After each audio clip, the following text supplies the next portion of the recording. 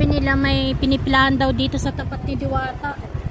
Oh, parehong mahabang pila nila. Ay, kalahati lang. Mas marami pa rin kay Diwata. Wow! Ano naman kaya bago? Hi! Bagong parisan, guys. Guys! Punta muna natin si Diwata doon. Nandun si Diwata. Oh man. May kagaw na si Diwata. Mismong katapat. Tinapatan ko. Tinapatan. Si Diwata. Yan, diretso lang guys. Nasa may tapat ng GSIS yung U-turn. Yan, U-turn.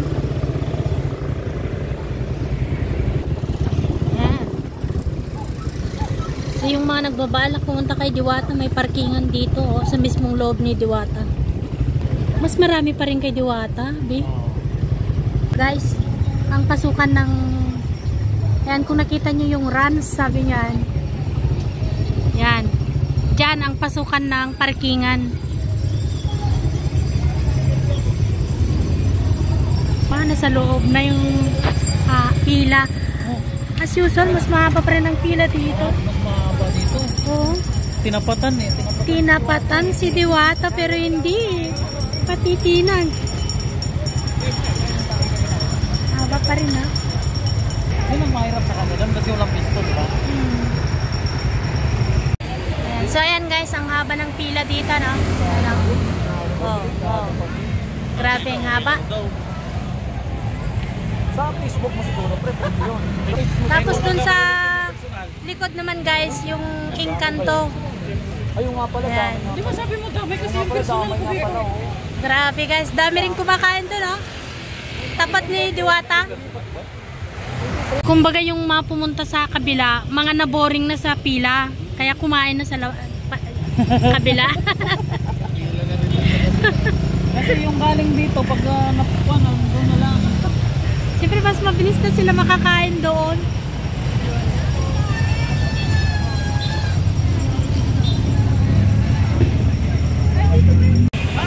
Oh, may bus dito guys.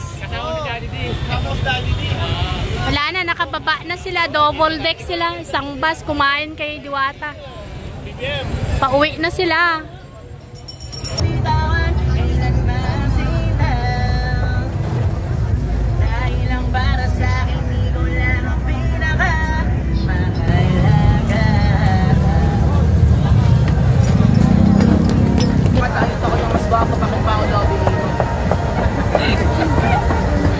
Ayaw nitong masyadong ginagasino kasi sobra itong walang kapares. Ngayon ka makakita na mas pogi pa kay Rui Fernandez.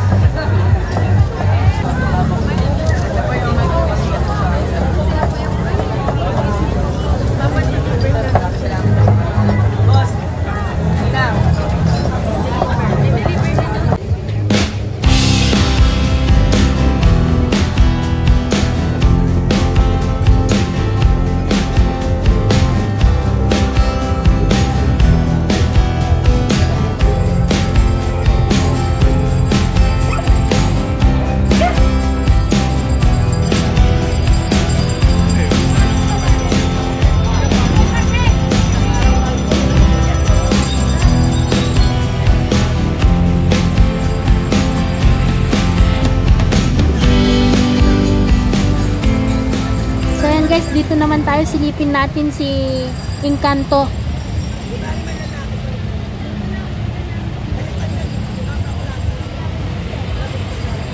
Ano namin sa pangalan namin sa namin tindahan? Encanto. Ayan. Ayan si Sir. At tapatan ng Diwata. Tatapatan ng Diwata si Encanto. Ang galing. Tapos anong pangalan mo, kuya? Adonis! Grabe guys. Si Adonis na yung ihaw. Yan. Ang sekreto naman ni kuya dito daw, sipag sa pagbalibaliktad at saka yung sabaw. Wag bugnutin. Bugnutin ka. Ang ano mo? Wala. Bugnutin ka. Wala kang mangyayari. Masusunog yung barbecue mo. Tiga-tiga lang. Oo, tsaga-tsaga lang. Nakuha yung talagang pangalan niya na Encanto, kuya. Encanto? Yung paninda nyo. Yung lumabas ang Diwata. May Encanto. Sa inyo guys, ako pala si Juliet, ang may-ari ng Encanto Pares. Kaya siya naging Encanto kasi sa mga nagko-comment na rin, kaya pinagbigyan ko na rin po. Itong Pares overload ko, since 2015 pa po ako, ang nag-start po ako sa beef Pares talaga. Ngayon, syempre, yung mga hindi man natin ngayon, sinusunod lang natin. Ang pinaka, ano ko dito, special menu ko po dito is yung batok na inihaw. Yun po ang babalik-balikan nyo at ang sekreto kong sabaw na kahit walang magic sarap, masarap.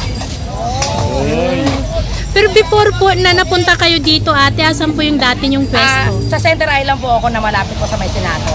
Doon po, nakikipagsabayan po ako doon. Kahit hinuhuli, okay lang. Pagka hinuli, ligpit, balik ulit. Ganito pa rin po, kasi dapat po talaga is 24 hours kami. Ngayon nawala po yung sa umaga, binawal po yung parking, kaya wala po ang magawa. Pag tindaman kami, nire-record naman yung mga sasakyan. Siyempre di ko naman kayang sa konsensya ko. Kaya ginawa ko, nag-tiklok na lang po talaga kami kasi talagang bawal lahat eh. Ngayon, ang ginagawa po namin, start kami ng 7 PM hanggang 6 AM na po yun. Kailangan po talaga, pagdating ng 7 AM, wala na po talaga kami. Kasi talagang operation na po yun. Tiklok na po lahat. So Ma'am Juliet, ano yung mga pinaka-best menu dito na pwedeng tikman ng ating mga kababayan? Siyempre, pinaka-best ko yung overload. Only rice with soft drinks at syempre, ang pinakamasarap kong sabaw na ako mismo po ang nagtisimpa. So sa ngayon, parang isang menu lang muna. Opo, isa lang menu muna sir kasi hindi po talaga kinakaya. Tsaka kinapos po sa puhunan. Gawa nga po ng hindi kami nakapagpunta ko lang po ng tampuan. Kumbaga yung niroroll ko pa lang po ngayon yung puhunan ko. So magkano naman Ma'am Juliet yung Encanto Pares Overload? 100 pesos po. Only soup na po siya and only rice na po. Babalik-balikan nyo po yung sa papang natikman nyo.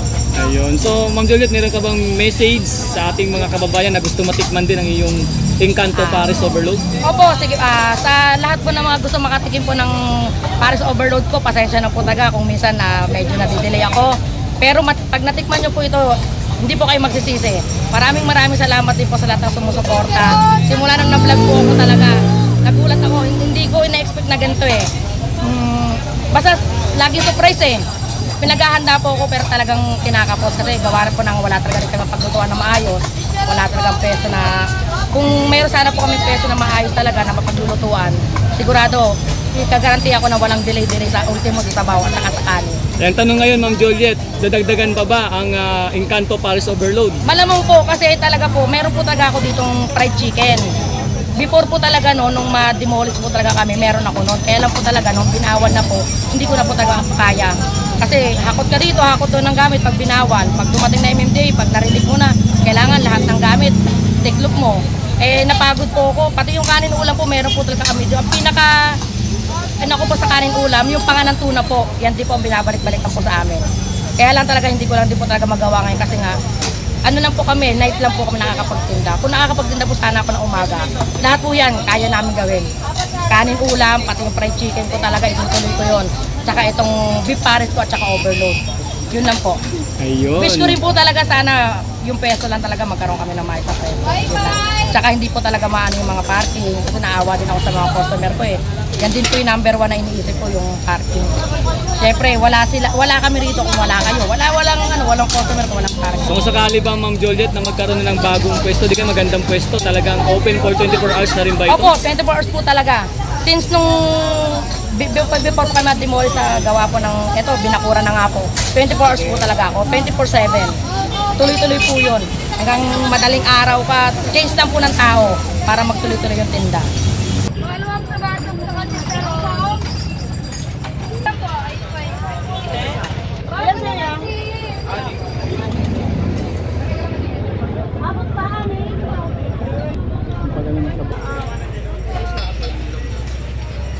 Ayan, binabalik-balikan yung sabaw.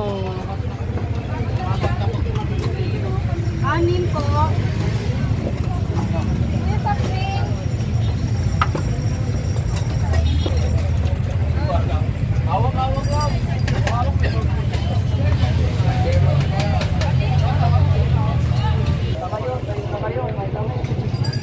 So ito naman ang pila sa Encanto, ano guys. Ayan. Kumpara naman kay Diwata, mas mahaba talaga kay Diwata.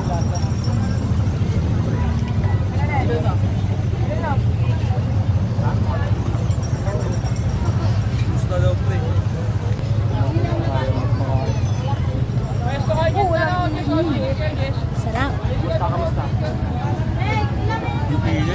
Oo, sarap. Oh, ito.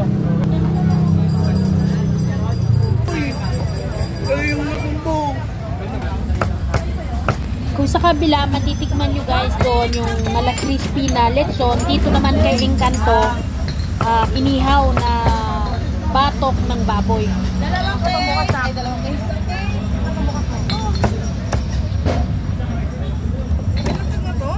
Boss, anong pangalan mo, boss? Gusto po. So, idol, anong masasabi mo sa dito sa Encanto Pals Overload na natikman mo? Okay naman po. The best po yung lasa talaga.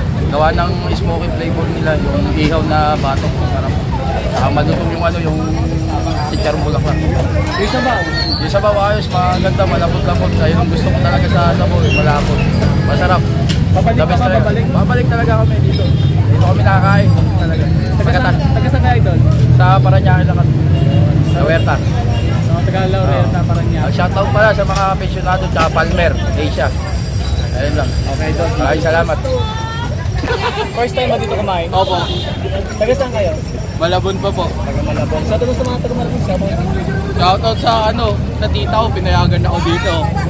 Yun lang.